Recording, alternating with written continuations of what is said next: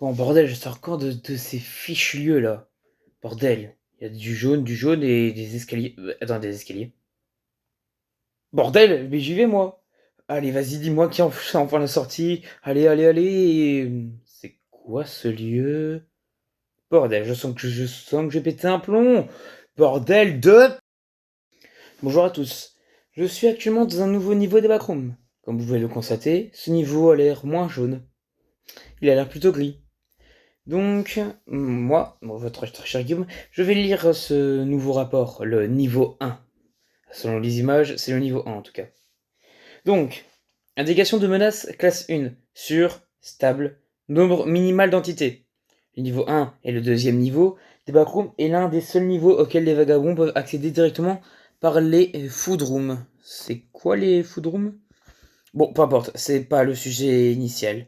L'ivoire ressemble à un entrepôt typique avec des lumières fluorescentes suspendues au plafond, des machines occasionnelles telles que des chariots élévateurs et des couloirs et cages escaliers qui se détachent et menant des zones séparées du niveau. Souvent, les flaques d'eau d'amande s'évaporent et se condensent en une épaisse brouillard, réduisant la visibilité pour les vagabonds qui traversent ces parties. Curieusement, ces flaques ne semblent jamais s'évaporer complètement et reste en permanence. Le niveau 1 dispose d'une source d'électricité constante et fiable, à la fois pour les lumières et pour diverses prises sur les murs, qui aident de nombreux groupes à survivre, à raison de sa facilité d'accéder à ce niveau. De nombreux vagabonds choisissent de rejoindre ou de former un groupe pour assurer leur survie. Par contre, leur survie à quoi? Hein. C'est bien beau de faire tout ça, mais survivre à quoi? Parce que là, y a pas grand chose de si dangereux, hein, c'est juste un entrepôt quoi. Y a quoi? C'est les gardiens de sécurité? Peu importe, je continue. Ce niveau contient divers dangers qui peuvent constituer une menace pour les vagabonds. Par exemple, des pannes de courant qui se produisent dans le niveau et durent de quelques minutes à plusieurs jours, laissant le niveau sans lumière pendant ces pannes. Des sanctions entières de niveau seront plongées dans l'obscurité totale, permettant aux entités d'émerger et de chasser avec plus de succès lors de la traversée de la zone plus sombre. Il est conseillé aux vagabonds d'emporter des lampes de poche afin d'effrayer toute rencontre indésirable. De plus, des morceaux de barres d'armature ou de métal tranchante peuvent parfois dépasser des murs, blessant les vagabonds qui ne font pas attention, étant donné que la plupart de ces pièces sont recouvertes d'une épaisse couche de rouille. Les vagabonds contracteront presque certainement le tétanos s'il perce la peau. Alors c'est le tétanos le plus grand danger de cette zone? Waouh, en tout cas il en faut pas grand chose pour avoir peur à cela. Bon, je continue. La température ambiante de ce niveau est assez élevée, se situant à environ 30 à 35 degrés Celsius, 86 à 95 degrés Fahrenheit en moyenne, mais elle a été notée comme diminuant considérablement dans les zones brumeuses. Ce niveau est à peu près la même taille que le niveau 0 et possède des propriétés non incluses qui rendent parfois la traversée difficile. Parfois, des caisses remplies de provisions telles que de l'eau d'amande, de la nourriture en conserve et des armes peuvent être trouvées, éparpillées un peu partout, apparaissant et disparaissant à intervalles irréguliers. Ce qui peut aider les vagabonds dans leur voyage. Cependant, il est possible que ces caisses soient simplement remplies de douleurs liquides.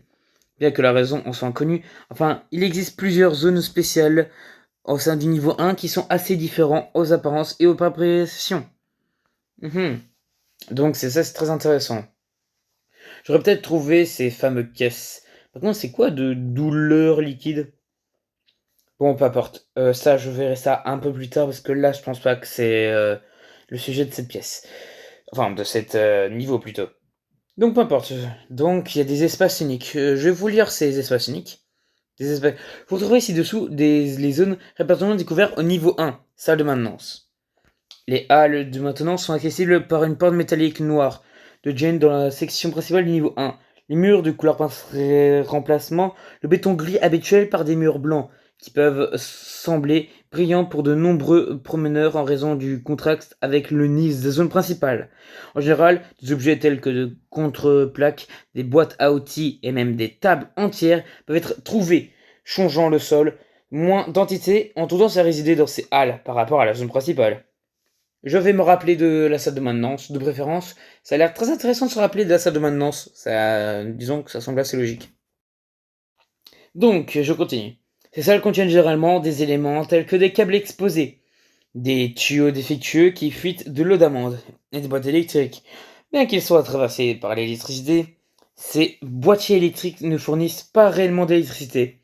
Ils restent au niveau et semblent plutôt n'avoir aucune utilité réelle. À raison de tous les dangers, il est déconseillé d'entrer dans l'une de ces salles. Cependant, les vagabonds voudront peut-être y rester en cas de panne de courant, car ces couloirs sont toujours éclairés, quoi qu'il arrive. Bon, s'il fait noir, je sais où courir, hein, en tout cas. Stationnement. De vastes espaces vides, souvent noyés dans une épaisse brouillard, s'étenduant sur des kilomètres, occupant une partie importante du niveau 1. Les tuyaux, les prises électriques et les boîtes électriques sont assez courantes lorsqu'on les traverse. Ces parkings. Mais il convient de noter que la plupart d'entre eux manquent d'électricité, ou sont incroyablement défectueux. Il faut toujours s'en méfier lorsqu'on utilise de tels appareils. Cependant, même dans les cas où ils sont alimentés par l'électricité, la source exacte sur laquelle ces appareils fonctionnent reste inconnue, bien qu'il soit présumé qu'ils parviennent à générer leur propre énergie par des moyens étranges. Cependant, lorsque l'électricité circule dans ces prises et ces boîtiers, la tension est extrêmement élevée, atteignant des valeurs de sortie allant jusqu'à 1 gigawatt. Et on ne sait pas comment ces appareils gèrent la telle quantité d'énergie. Ces parkings sont intrinsèquement vides. On peut y accéder en montant simplement les escaliers situés derrière diverses portes, au niveau 1. Cependant, des groupes peuvent établir des bases et des vagabonds doivent en faire preuve de prudence pour s'assurer de ne pas rencontrer de groupes hostiles. Bien que les parkings connaissent également des pannes de courant, celles-ci sont généralement résolues dans leur contrainement à la section principale. Enfin, ces parkings ont le potentiel d'être le nid divers d'entités. Les vagabonds doivent être prudents lorsqu'ils explorent ces zones. Très bien. Par contre, je vois enfin une partie qui va vraiment m'intéresser. C'est les entités. Et franchement, j'ai vraiment hâte de comprendre c'est quoi ces fameuses entités. Parce que là, je sens qu'on va toucher quelque chose de profond et de très intéressant. Donc, c'est le moment de passer à une catégorie qui va vraiment m'intéresser là, les entités. Certaines entités qui résident ici sont les Fessling, les Klumb, les Ons, les Duller et les Deidmons. Cependant, il existe deux entités exclusives au niveau 1. Alors, je n'ai rien compris. Sachez-le. Comme ça, moi, vous le savez, hein. Je n'ai absolument rien compris à ça. C'est quoi les Fessling, les Klump, les Duller, les Deidmons? Je vois. En tout cas, il existe deux entités exclusives à ce niveau, et ça, je vais tout de suite les lire. Fausse flaque d'eau. Les fausses flaques d'eau sont des entités qui se déguisent en simples flaques d'eau. Non! Jure! Alors là, je l'aurais jamais deviné. Mais sous la surface se trouve une fosse profonde remplie de dents acérées. Ces entités sont incapables de bouger, et cependant plutôt des vagabonds inconscients pour tomber dans leur piège. Ils n'ont pas de vrai corps et sont essentiellement de grandes bouches remplies de dents et d'eau d'amande. Waouh, je faisais à la base une blague, mais en fait c'est très... Waouh, ok. Ok, là je vais... Ok, je vais faire attention maintenant aux flaques d'eau. J'espère que c'est faux tout ça. C'est qu'une blague après tout, hein. N'est-ce pas? Allez, bon, je vais garder mon calme. Juste une minute. Juste une minute pour que j'y reste. Juste vraiment une minute. Parce que là...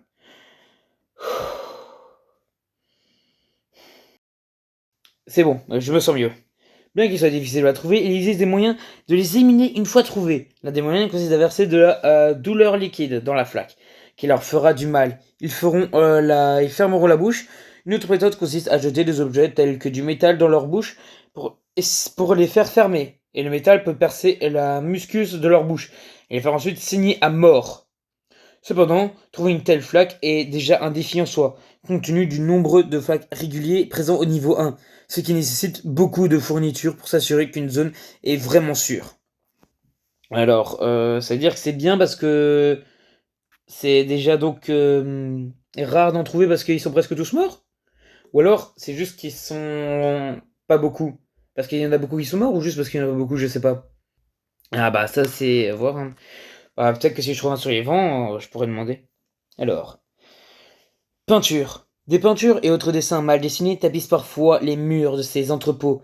le plus souvent dans les longues halles de maintenance vides. Parfois, ils sont sur des langes cadres en toile. D'autres fois, ce sont des morceaux de papier grossièrement accrochés au mur avec de la ficelle et des clous grossièrement enfoncés sur le brique. Ces peintures peuvent non seulement être trouvées sur les murs, mais rarement aussi sur le sol ou au plafond, possédant des échelles ou des cordes pour y accéder dans ces derniers cas. Ces peintures et dessins sont à éviter autant que possible, car en réalité, la plupart de ces peintures représentent des entités vivantes. Cela ne s'applique pas dans tous les cas, mais tout dessin sont représentés des organismes doivent être évités si possible, car ceux-ci représentent très probablement une menace pour la sécurité d'individus. Ces êtres pourraient éventuellement sortir de leurs illustrations respectives et agripper tout vagabond à proximité, l'entraînant dans les tableaux. Il ne sait pas exactement ce qui se passe ensuite. Cependant, on suppose que ces peintures partagent des modèles composément avec des Padoroing Winding. Je ne sais pas du tout ce que c'est.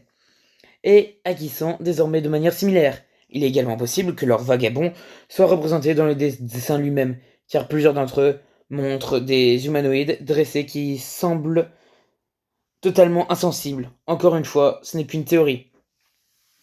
Ah justement, j'aime bien les théories, ça fonctionne jamais. Et là, il faut avoir la ref, hein. Mais bon. Sinon, c'est bien de faire des théories, parce que les théories, c'est ça qui va nous faire avancer. Donc d'ailleurs, n'hésitez pas à commenter pour faire vos propres théories. J'aurais ravi de vous répondre. Du moins, si je survis au backroom. Là, oui, je serais ravi de vous répondre. Si je suis mort dans ces backrooms, même si bon, on va être honnête, c'est qu'une blague, hein. N'est-ce pas? Bon, peu importe, c'est pas le sujet. N'hésitez pas à commenter vos idées ou même me conseiller certaines choses. Bon, je vais lire la suite de ces fameuses peintures, en tout cas. Donc voilà. Bien que ce soit pas toujours le cas, la plupart de ces cas, ces dessins représentent une grande menace pour les vagabonds, qui découvrent ces environnements inconnus, en particulier lorsqu'ils sont pressés ou dans des zones plus sombres. On ne peut pas anticiper une attaque de peinture et les dessins varient dans leur contexte spectral. Cependant, certains peuvent être des dessins bruts, tandis que d'autres peuvent être exprimés de portraits prodiges, datant apparemment de plusieurs centaines d'années. Malgré cela, le contenu de chaque œuvre ne correspond à rien à ce qui se trouve dans ce Votroom. Ce qui signifie que ces entités, peut-être même Level 1 lui-même, sont probablement les auteurs de l'œuvre elle-même, car elle est entièrement différente des portraits réels. Il est troublant de constater que des rares témoignages ont fait état de mouvements. Ses yeux sont de certains portraits et même de mouvements éradiquent l'entité lui-même. Donc très bien, c'est-à-dire que le level 1 serait vivant. Je sais pas trop bien, mais bon. C'est à voir, hein, parce que bon, là c'est assez complexe à comprendre. Mais bon, c'est quand même assez bien de savoir quand même que si c'est réel, parce que là, je reconnais quand même que c'est dur d'imaginer ça, et en plus, je reconnais quand même que les constructions, comment ils ont fait pour construire tout ça, semble assez complexe, donc pour l'instant, je vais croire que c'est réel. Peut-être que je vais sembler fou, mais pour l'instant, je vais croire que c'est réel. Bon, je vais lire la suite avec vous, bien sûr. Donc voilà, je vais lire la suite, mais en tout cas maintenant, je vais croire au backroom, comme ça, si c'est réel, au moins, je serai pas dans le déni et des risques de mort. Et si c'est réel et qu'après on me dit que si c'est faux et qu'après on me dit que c'est une blague, voilà, je dirais, la blague elle est bien faite, franchement. Donc voilà, allez, on se retrouve pour la suite. Avant-poste, basse et colonie. Attends, il existe vraiment des autres survivants? Oh yes, vas-y! Bon, il existe de nombreux groupes et bases en raison de la sécurité du niveau 1 par rapport à la plupart des autres niveaux, mais seuls les principaux seront répertoriés ci-dessous. Bon, d'accord. Propriété des backrooms colonistes. Convivial et ouvert aux échanges. La population varie de 30 à 60 personnes, selon le nombre de personnes stationnées à un moment donné, interagissant souvent avec d'autres groupes amicaux du niveau. Donc, ok, là, il faut que je prenne des notes. Donc, base blank, c'est c'est pacifiste. Donc voilà, je rappelle, c'est ça, c'est pacifiste. Les raiders, c'est barré. Désolé, mais c'est barré. Bon, peu importe. Il y a un mot qui est pas barré. La base est tombée. Aucun survivant. Bon, j'ai l'impression qu'ils sont pas, ils ont été éradiqués, hein. Euh, Bon, peu importe. Je vais continuer avec l'autre groupe. Comprenant environ 50 membres. Ils ont éliminé les raiders pour apaiser le sein sacrificiel. Hostile envers tous ceux qui ne font pas partie de leur secte. Bon, ok, des putains de fanatiques malades mentales de leur secte. Ok, je m'en rappelle, hein, culte 106, c'est pas bon. Les culte 106, ennemis avec les raiders. Donc voilà, je sais déjà que ces deux-là sont ennemis. Ça sera bien à me rappeler. Donc voilà. Bon, je vais lire la suite. Première lumèse de la base Meg. Un nombre de membres de 60. Guide les vagabonds perdus vers des zones plus sûres. Ouvert au commerce. Ok, bon, Meg, passif aussi. Donc voilà, maintenant je vais rentrer dans les entrées et sorties. Une méthode d'entrée et de sortie ont été découvertes. Cependant, seules celles les plus faciles d'accès seront répertoriées. Merci de me l'avoir mentionné. Les entrées. Alors, ouvrir des portes de nombreux niveaux ont faible chance de conduire au niveau, d'accord. Les vagabonds peuvent accéder à ces niveaux à partir du niveau 0 en montant des escaliers. Ça, j'avais remarqué.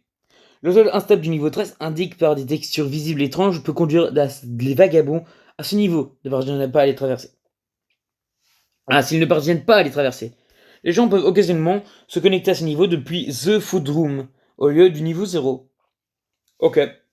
Les sorties. Ah, peut-être la sortie des backrooms. Ça serait bien. Les randonnées peuvent quitter le niveau 1 en continuant simplement à explorer, car ils mènent généralement au niveau 2 ou au niveau 0 via des escaliers et des couloirs. Je ne veux pas retourner en arrière. Voilà. Une porte déverrouillée peut conduire au niveau 2. Ok, je vais fouiller chaque porte. Le hub est accessible depuis ce niveau en montant 2 volets d'escalier puis en redescendant immédiatement. En raison des propriétés non inclines, les vagabonds seront alors confrontés à des passages divisés. Les vagabonds doivent emprunter les couloirs gauche puis celui droite. Après celle-là, ils tomberont à une porte éthique A et une autre éthique B. Entrer par la porte B puis par la porte A de l'autre côté. J'ai rien compris. Le non-coupage à travers les murs d'hôtes de prise peut conduire au niveau 18, 118, 100... Ah, 188, bordel. Bon, très bien. C'est la fin de ce niveau.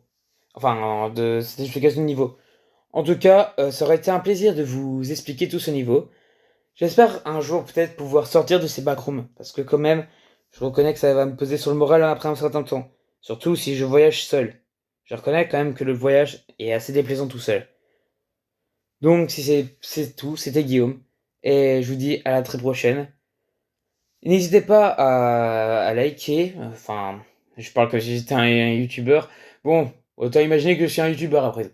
Donc, n'hésitez pas à liker, à commenter et à vous abonner. Sachez que c'était Guillaume X. Et n'hésitez pas à suivre mes aventures car on ne sait jamais quand vous tomberez dans les backrooms.